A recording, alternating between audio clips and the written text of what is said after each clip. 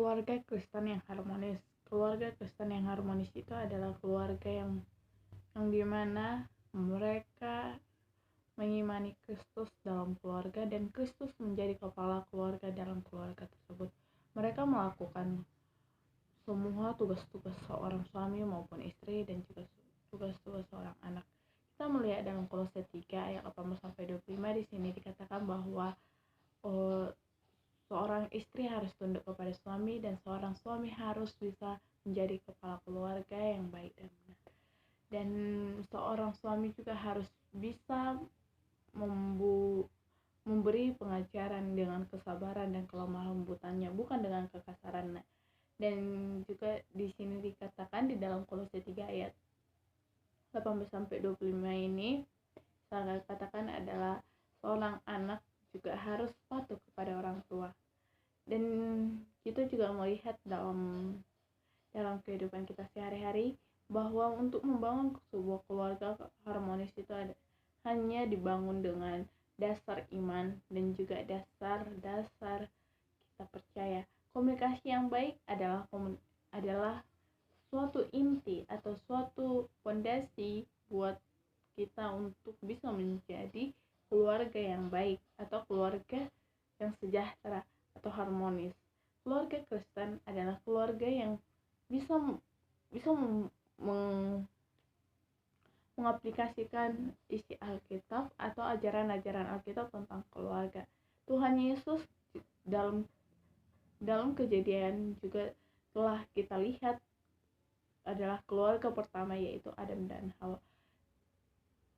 Dalam proses penciptaan manusia, yaitu Yesus hanya menciptakan Adam, yaitu laki-laki. Yesus melihat jikalau hanya seorang laki-laki tidak hidup, hanya seorang laki-laki yang hidup tidaklah sempurna dan tidak akan beranak cucu.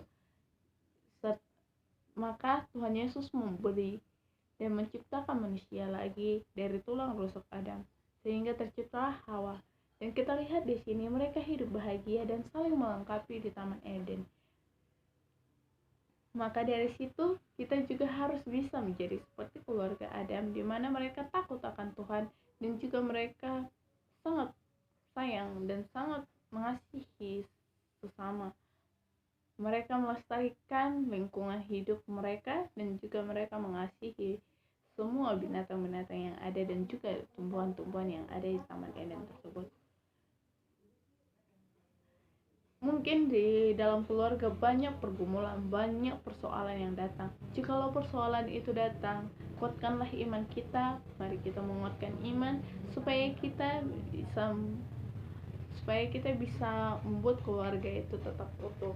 Dalam keluarga juga harus ada komunikasi yang baik. Komunikasi yang baik seperti apa? Yaitu komunikasi yang dimana saling bertukar pikiran dan juga dimana kita harus membimbing diri kita sendiri dan memutuskan sebuah keputusan dari permasalahan agar permasalahan itu selesai dengan baik. Dan cara penyelesaiannya juga tidak hanya menguntungkan diri kita sendiri, tetapi menguntungkan orang sekitar kita. Terlebih kalau kita saling mengasihi, anak-anak juga akan saling mengasihi. Kita sebagai calon orang tua di kemudian kelak, kita harus tahu apa itu tugas kita dan apa kewajiban kita sebagai seorang istri maupun sebagai seorang suami. Meskipun dalam finansial kita ada kurang atau dalam keadaan ekonomi kita kurang, setidaknya dalam iman kita tidak boleh kekurangan. Dalam berbagai pertanyaan atau saya sharing dengan seorang pendeta Ricky Manalu STH, Amang ini mengatakan bahwa keluarga harmonis itu adalah keluarga yang mempunyai iman dan mendirikan sebuah keluarga itu dengan berdasarkan Tuhan Yesus dan berdasarkan isi-isi Alkitab. Dan keluarga harmonis dalam bentuk agama lain, yaitu setiap orang yang ingin mempunyai keluarga yang harmonis, mereka itu harus mendasari agamanya sendiri atau imannya sendiri, apapun itu imannya, apapun kepercayaannya, dia itu harus kita itu harus mengetahui agama kita masing-masing, bagaimana pembelajaran atau nilai-nilai yang diberikan oleh agama kita tentang keluarga. Kita harus paham tentang hal itu. Dan mengapa kita harus menikah? Kenapa kita harus memutuskan menikah? Nah, dalam pemutusan menikah juga harus mempunyai tahap-tahap, bukan hanya mencintai, tapi kita harus melihat finansial. Dari finansial, kita lihat bahwa kalau kita menikah, apakah finansial kita sudah mampu? Dan yang kedua adalah iman. Kita lihat apakah iman kita tetap teguh, apakah iman kita sudah kuat. Kalau sudah kuat iman kita bisa dengan percaya, kita bisa. Yang ketiga adalah mencintai pasangan kita. Jikalau kita mempunyai iman, mempunyai finansial yang cukup, dan tidak mencintai pasangan kita, itu adalah sama saja. Itu sama saja. Pernikahan itu tidak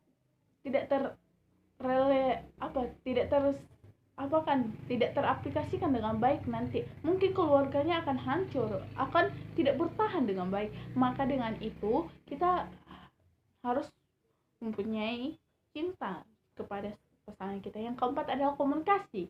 Dalam suatu berhubungan atau masih berteman dengan pasangan atau lawan jenis kita itu harus berkomunikasi dengan baik. Berkomunikasi dengan baik adalah saling bercakap, bukan hanya saling bercakap, tetapi contohnya jikalau ada masalah, contohnya ada masalah dalam suatu hubungan, kita berkomunikasi dengan baik dengan dia, kita selesaikan dengan secara baik-baik.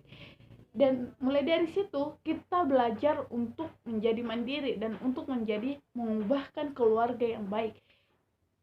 Dan untuk mengapakan keluarga yang harmonis itu ada fondasi yang kita utamakan, yaitu fondasi yang paling utama adalah iman. Setiap manusia harus mempunyai iman. Jikalau kita tidak mempunyai iman, kita mendirikan keluarga itu berdasarkan dunia ini, bukan berdasarkan iman kita dan bukan berdasarkan kepercayaan kita kepada pencipta kita masing-masing, saudara-saudari. Dan jikalau kita ingin mendirikan keluarga yang harmonis, kita itu harus mempunyai iman, mempunyai cinta, dan mempunyai finansial yang cukup. Dan juga kita harus merendahkan hati kita, dan juga kita bisa mengajak pasangan kita ke hal yang positif, seperti halnya berpacaran. Sewaktu kita berpacaran sudah positif, nanti jikalau kita sudah berkeluarga pasti akan lebih positif lagi. Kita bisa mengarahkan anak-anak kita nanti untuk ke hal yang lebih baik. Apa yang menjadi kesalahan kita pada masa muda ini, kita bisa mengubahnya, atau kita bisa mendidik dan menceritakan kepada anak-anak kita agar anak-anak kita tidak mengulangi soal atau tidak mengulangi apa yang kita lakukan, kesalahan yang sama kita perbuat diulangi oleh anak kita sendiri. Oleh karena itu, saudara-saudari, apapun agamamu, apapun agama saudara-saudari yang menonton video ini, bangunlah keluarga yang harmonis, bahagia. Itu adalah semua impian manusia. Dan jika kita memutuskan menikah, kita harus melihat diri kita sendiri, apakah kita sudah siap dengan segala tugas dan kewajibannya. Jikalau belum siap, jangan pernah mencoba-coba untuk menikah, karena menikah itu adalah hal yang sakral, dan itu adalah janji kita kepada penguasa kita, kepada pencipta kita, bahwa kita akan setia kepada pasangan kita. Apalagi kita yang beragama Kristen, bahwa perceraian itu sangatlah dilarang oleh Tuhan Yesus. Mengapa orang Kristen ada yang bercerai? Ya, mereka karena tidak paham dengan ajaran agamanya mereka sendiri. Mengapa bisa bercerai? Mungkin alasan faktor yang pertama adalah iman mereka. Iman mereka sudah down dan ada masalah besar, tetapi tidak bisa mengkomunikasikannya dengan baik, tidak bisa menyelesaikannya dengan baik, sehingga salah satu cara yang terlintas dalam otak mereka adalah bercerai.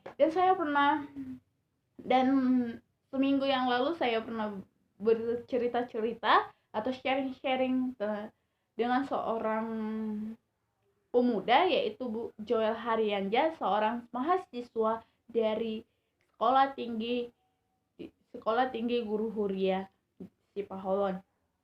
Nah, saya bertanya, bagaimana menurut saudara keluarga harmonis? Dan dia mengatakan adalah keluarga harmonis itu adalah keluarga yang mencintai Tuhan Yesus dan mencintai sesamanya.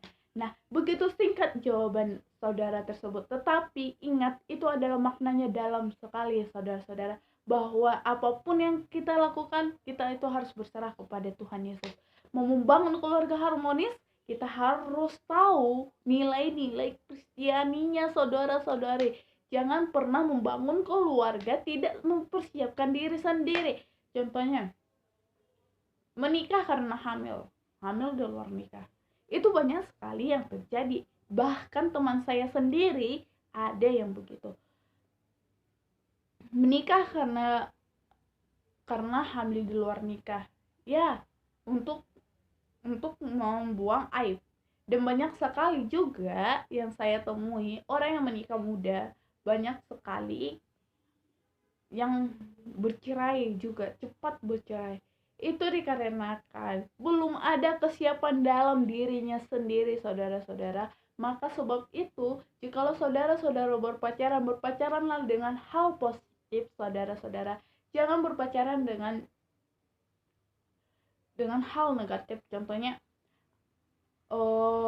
saudara berpacaran, diajak ke sana tengah malam, pulang tengah malam. Jangan pernah, karena apapun, memang niat itu tidak ada, tetapi peluangnya yang ada, saudara-saudara. Niat itu memang tidak ada untuk melakukan hal negatif, tetapi karena ada waktu atau karena ada peluang, maka timbullah si iblis, saudara-saudara. Makanya kalau kita bertemu dengan pasangan lawan jenis kita itu mengajak teman kita dan mengajak teman kita untuk berjumpa dengan dia, supaya tidak terjadi apa-apa. Dan kalaupun kita berpacaran, setidaknya berpacaran dengan hal positif seperti apa? Kita mengajak pasangan kita untuk bergereja, atau mengajak pasangan kita ke masjid, atau pasangan kita ajak beribadah, begitu.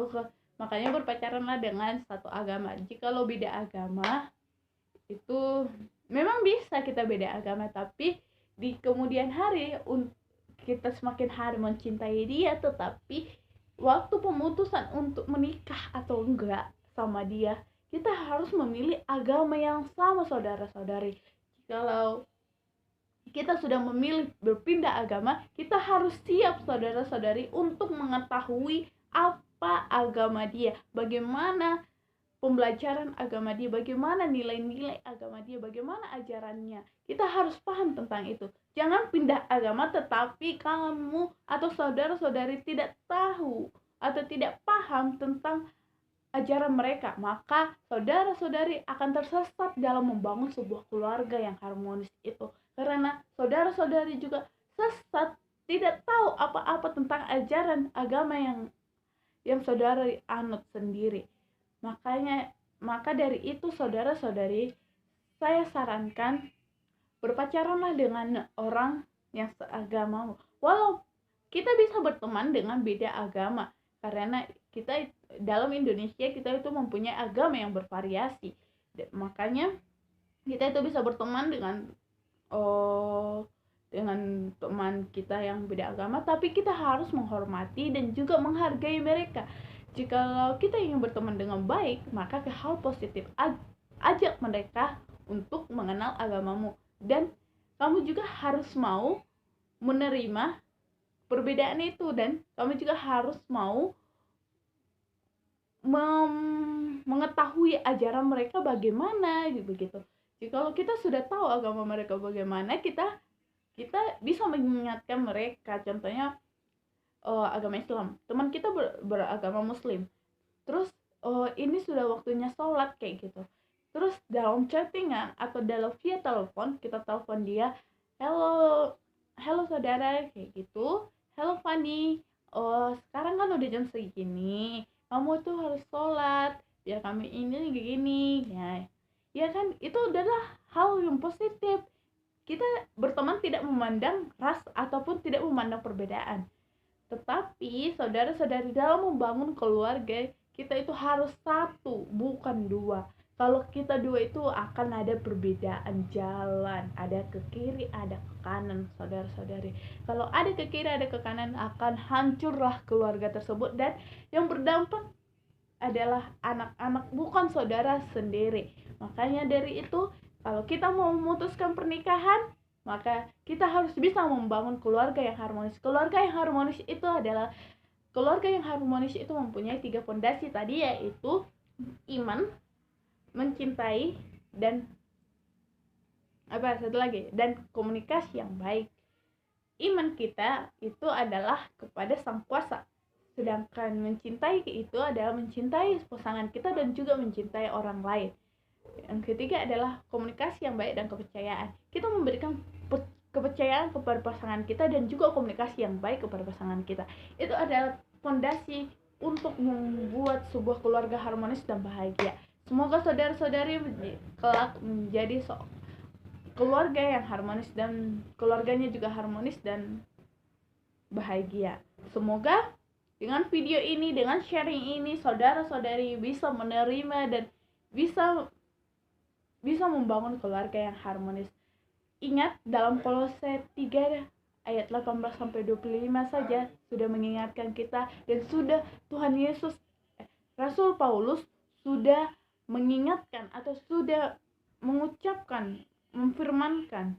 Tuhan Yesus telah memfirmankan dalam Alkitab surat Kolose, yaitu tentang tugas-tugas kita.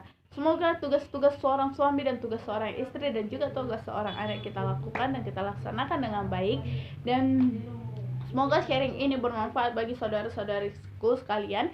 Oleh karena itu, untuk menutup kegiatan kita hari ini, mari kita bernyanyi tentang kasih, yaitu kasih pasti lemah lembut, kasih pasti memaafkan, kasih pasti murah hati, kasihmu Tuhan, ajarilah kami ini saling mengasihi, ajarilah kami ini saling mengampuni, ajarilah kami ini kasih-Mu ya Tuhan, kasih-Mu sungguh tiada batasnya. Oke, mari kita bersatu dalam doa. Terima kasih Tuhan Yesus, terima kasih atas penyertaan ini Bapak di pagi hari ini. Tuhan Yesus, kami sudah mendengar atau sudah men-sharing. Saya sendiri sudah men-share kepada saudara-saudariku yang menonton video ini, dan semoga orang-orang yang menonton video ini Tuhan bisa membangun keluarga yang harmonis dalam hidupnya. Dan jikalau mereka adalah orang-orang yang sudah berkeluarga, semoga keluarganya menjadi tambah harmonis dan menjadi mengimani dan lebih mencintai Engkau ya Tuhan. Tuhan Yesus, ini doa saya kepadamu, Dewa Kristus, Juru Selamat kami. Amin. Terima kasih saudara-saudari, jangan lupa di like, subscribe, dan komen ya guys. Komennya yang membangun agar saya bisa men-sharing hal-hal yang lebih berguna atau lebih bermanfaat tentang kalian. Di komen apa yang akan video yang selanjutnya yang akan saya lakukan. Oh iya, tugas ini saya membuat itu karena salah satu syarat saya tugas dari pendidikan agama Kristen kepada orang dewasa ataupun keluarga, dan ini adalah salah satu syarat untuk melaksanakan ujian akhir semester saya, saudara-saudari. Maka dari itu saya mengangkat topik sharing saya kepada orang dewasa ini adalah tentang keluarga harmonis. Semoga saudara-saudari yang menonton video ini semoga menjadi membangun keluarga yang harmonis, dan saya percaya kalau saudara-saudari apapun agama saudara-saudari, apapun suku saudara-saudari, saya percaya bahwa saudara-saudari akan membangun keluarga yang harmonis. Semangat, apapun pergumulan kita hari ini, kita harus tetap semangat dan tetap selalu ceria, dan jangan lupa kita harus berdoa kepada sang kuasa kita masing-masing. Inilah video saya, dan ini adalah sharing saya hari ini. Jikalau ada yang kurang dan tidak berkenan dalam saudara-saudari, saya minta maaf. Dan jikalau ada yang kesalahan saya juga minta maaf. Dan jika ada yang kekurangan, boleh di komen di kolom komentar ya. See you di waktu yang lain.